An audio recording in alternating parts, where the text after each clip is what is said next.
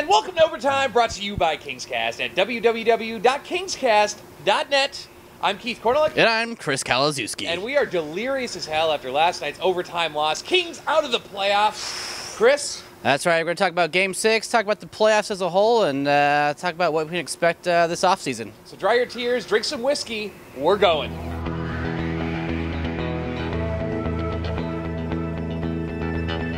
All right, Keith, so coming into Game 6, back at Staples Center, unexpected win in Game 5. Kings looking to extend the series, highly unlikely, but had a chance, and, going to the first period, you kind of remembered which team was better at that point.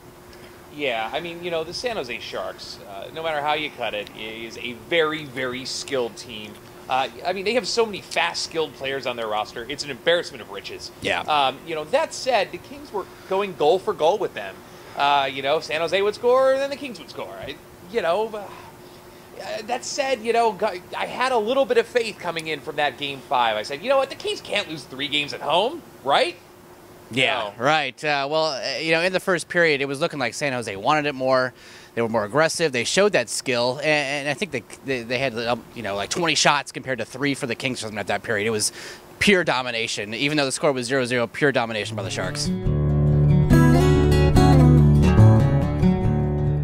Yeah, then going into the second period, the Kings started to get it together a little bit more. I can't remember what the shot total was, but it wasn't exactly embarrassing. The Kings scored 2 goals on the power play, but then it ended up being the power play that kind of screwed them in the end. Yeah, we're able to hang in there, like you said, in the second period. But going into the third, this was it. Last period, last chance to save the season, and it was a little tense at Staples Center, but the Kings definitely found their legs and were able to match it up. But, of course, the game had a huge, huge chance. Absolutely. At the end of that third. Brad Richardson got hit, 5-minute major coming in, so we had 5 minutes to score as many goals as we wanted. Chris, we got this definitely. However, the Kings don't score in the third period. Going to overtime, minute and a half on the power play. Still plenty of time to get it done. However, not 4-on-4, and we're not going to a shootout. And what happens? Joe Thornton, who's never clutch on a team that just can't win in the playoffs, did absolutely that. Yeah, Joe Thornton, finally did something. Closed the deal. Sharks win, and major letdown at Staples Center. The life was sucked out of them. Very exciting though when the Kings were matching them. And you kind of felt like they had a chance there for a second. We're not homers here, but it really did feel like maybe the Kings had that, and it would go to the Game 7, and where the Kings, I think, had a great chance. But yeah, nope. I think the thing with the San Jose Sharks is because they folded so many times in the playoffs when they were favored to win. I think it was Jim Fox who said that the San Jose Sharks have won the division like 5 years in a row or something like that, something ridiculous. Or whatever it is. No matter what, this is a good team that is absolutely stacked. Anthony Niemi, maybe a little suspect of a goaltender, but when you're matching talent for talent, and we're not even talking about heart, but on paper, the San Jose Sharks is the team that's going to win. Yeah.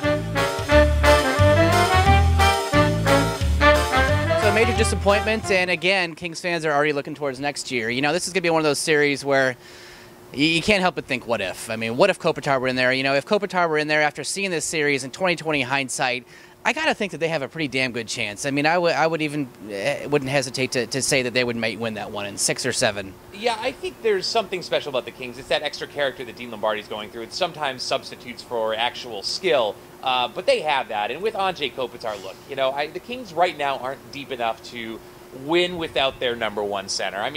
Once he went down, we went to Colorado and Edmonton and then in a shootout against somebody. That's not really the best showing, but no fault necessarily there on the Los Angeles Kings. We're definitely going to look forward, after our season finale, but I hate to say it, I would have loved to have gone to a Series 2, but I think that the right team won given the circumstances. Yeah, I do too. You look at the series game by game. Game 1, tough loss, but definitely showed the Kings' lack of a finisher. And the Sharks have plenty of those guys who can seal the deal.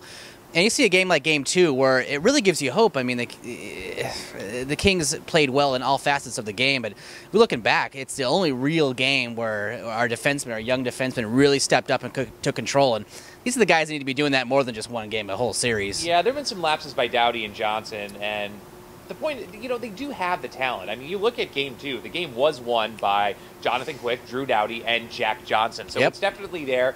Game 3, it was a mental breakdown for the Los Angeles Kings, one of which should have never happened. Game 4, we got our asses beat. Yeah, and we were due for that. I mean, the Sharks got their asses beat in Game 2, so you got to think it all kind of balances out after that.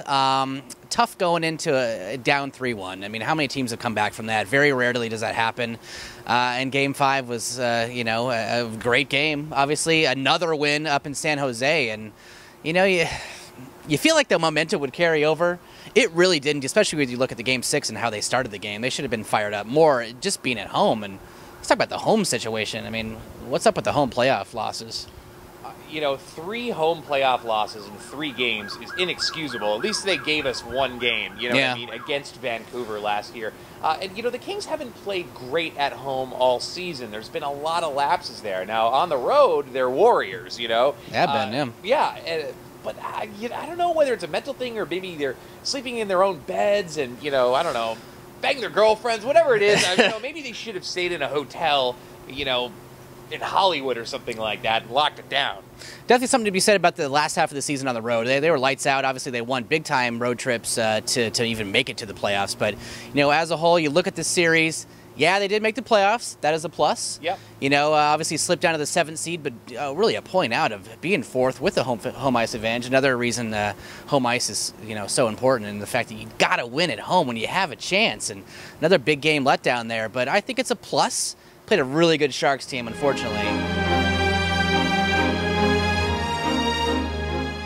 I also got to send a shout out to the Sharks fans at the games, and I know Kings fans give you a very hard time. We're going to address that in the next episode. So congratulations, San Jose Sharks. Yep. Wish you luck in the playoffs. I'm not going to be rooting for you. For me, I'm kind of rooting for, I hate to say it, but Vancouver and Buffalo right now. Is what it is. Chris, your prediction or who you're rooting for? I'm kind of going for Vancouver too, if they can actually win a game again.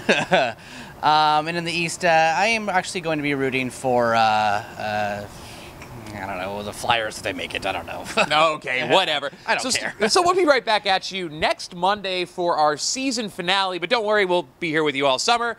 Stay tuned for that. I'm Keith Korneluk. And I'm Chris Kalaszewski. And thank you for watching Overtime by KingsCast.